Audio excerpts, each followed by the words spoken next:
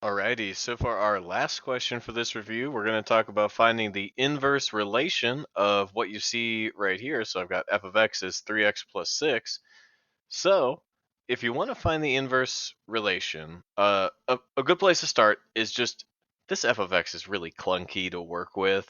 I would say let's just make it a y. So here, I'm just going to swap that out real fast, make that a y is 3x plus 6.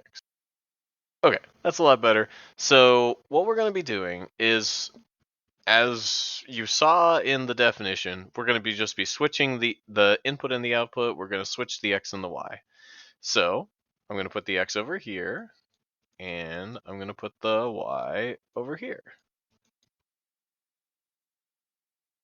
Now, if that was all we had to do, that would be great. But what we want is, well, we always want functions to have y equals and then something. So what we're going to do is we're going to take this new thing that we have, and we're going to get y by itself. So to do that, we'll do our inverse operations. So this is a plus 6, so I'm going to subtract it over. So I'm going to have x minus 6 equals 3y. Then I need this y to be by itself, so I'm going to divide both sides by 3.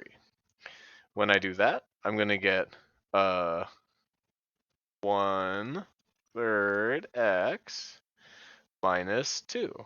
Now, you might be wondering, where did that come from?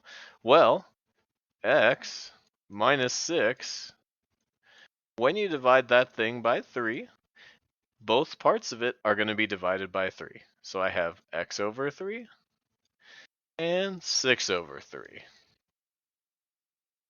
Now, 6 over 3, that one's not too bad. You can just divide that. That's just 2, and boom. That's where that comes from.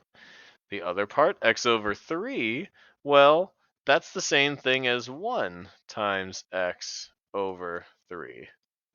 But that's the same thing as 1/3 x. And that is where that came from. Now, this is what we would call the inverse of the original relation.